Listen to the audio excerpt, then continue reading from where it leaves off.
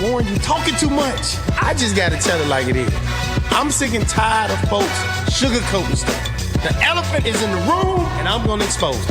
Welcome back to the Warren Ballentine Show. Join the truth fighters in full effect right now.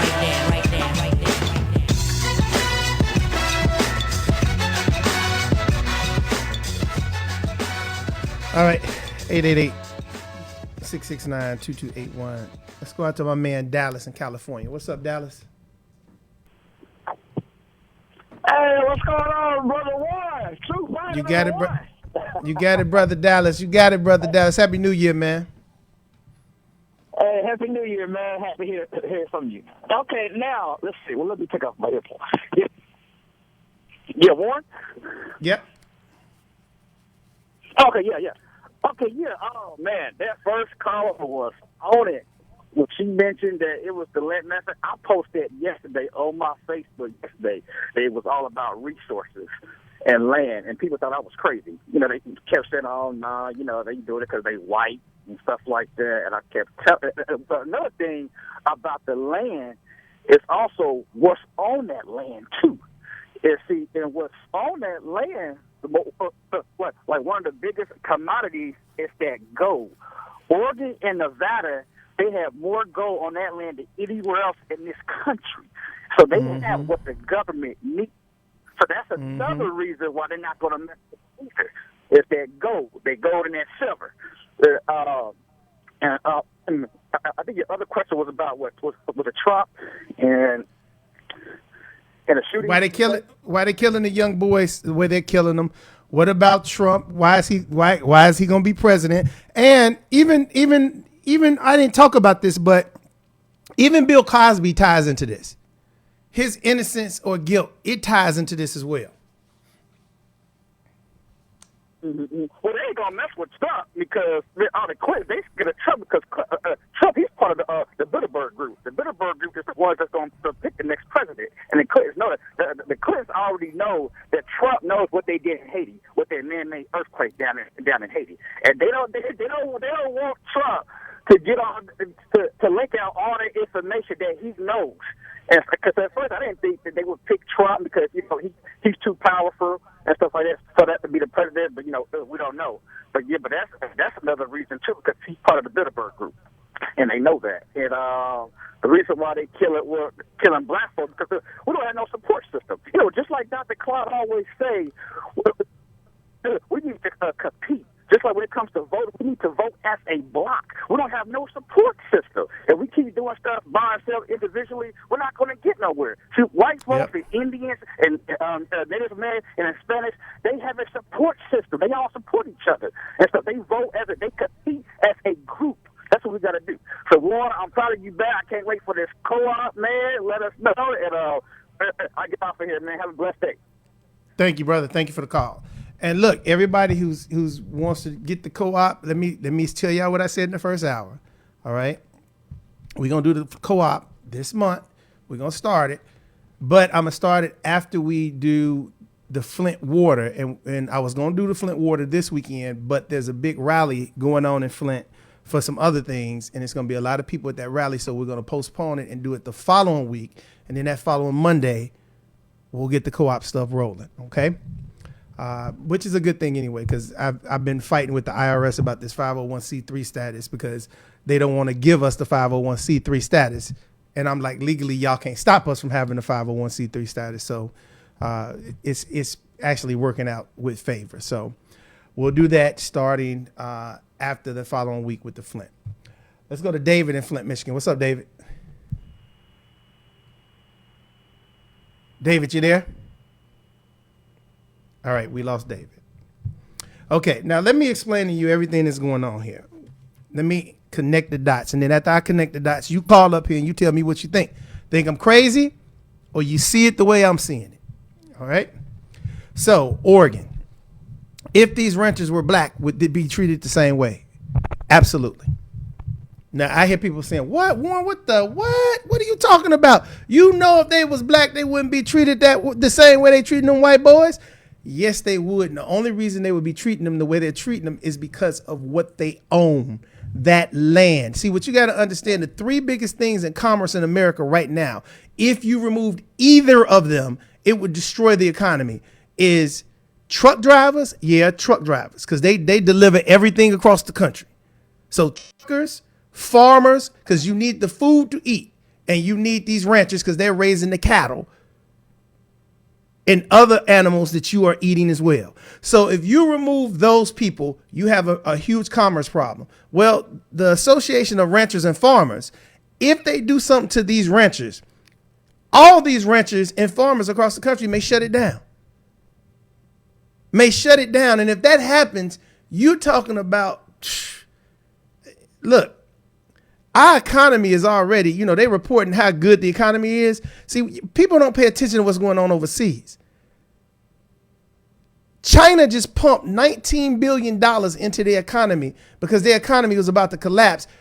And see, we thought the economy was one way, so the Feds raised up the interest rate in America, thinking we were on stable ground. We weren't on stable ground. And the reason why we weren't on stable ground is because we're so tied into the Chinese economy. But nobody's watching that over there. So if you have something like this over here with the ranchers, and all these ranchers and farmers shut it down, even for a week, it would be so detrimental to this country that they don't want to think about something like that happening. So because they own this land and because they're ranching, they have a value. And because they have a value, they're sitting there negotiating with them. Well, not even negotiating. They're just talking, hey, buddy, come on, please get off the land. Please get off the land. Come on, buddy. Now, do I think they would have been that calm and nice with black ranchers? No. Do I think America would have been calling them patriots and empathizing with them because they don't want their brethren to go to jail for a long time? No. But do I think it wouldn't have been an incident of shooting if they were black? Yeah, I do believe it would not have been no incidents because they had value. Now, let's look at the cops, right? Why are these cops so freely shooting unarmed black men? It's not out of fear. It's because they look at us as no value. And so because they look at us as non-valuable, they don't look at us as human. So when they get out of the car and see, go look at the videos, whether you're talking about Tamar Gray, or Rice, or whether you're talking about Laquan McDonald. I mean, go look at how quickly they shot these boys. Within 6 seconds of pulling up, they got out of the car, gun out, kid shot. Because they don't view them as kids. They don't view them as human beings. Because they are non-valuable in their eyesight. See, if you don't think something is valuable, you don't care about throwing it away. And then see, the kicker is they know it's going to be protests. They know it's going to be crying and marching and all this other stuff. But they also know that if they put in the media that somebody black did something wrong, we going to think the person did something wrong. I mean, let's look at what they're doing in Seattle with these boys who got shot up there. They're trying to paint them into the biggest gangsters and thugs you can think of in America. Because see, if you do that, this is what they did with Trayvon. They had him smoking weed in the gang and an MMA fighter. So by the time the jury got to going in trial, their opinion of Trayvon was he was a thug. And this is why after the trial, they were talking about, well, we felt for Georgie's life. We thought Georgie wasn't scared of his life. Georgie. Because they have painted him into being the good guy and Trayvon being the thug. So Trayvon was non-valuable. Georgie was valuable, and Zimmerman walks. Now let's look at Trump. How does Trump tie into this? Trump ties into this one way and one way only. Americans love violence. We love it. This is why MMA is doing good. This is why football does well. This is why boxing does well, because we want to see the blood. Donald Trump is letting us know we're going to see the blood.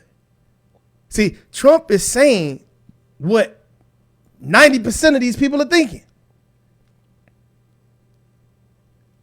And because they think he's going to give them the meat, the raw meat, they going crazy. And now he's positioned himself to the point where all these politicians are afraid of him because he got dirt on all of them. So they don't even want to have a fight with him because they're afraid that they fight with him, their closets are going to be opened up. It's actually brilliant on Donald Trump's part, to be honest with you. And then you have Bill Clinton. I'm not Bill Clinton. I'm sorry, Bill Cosby. Bill Cosby ties into this one way and one way only too.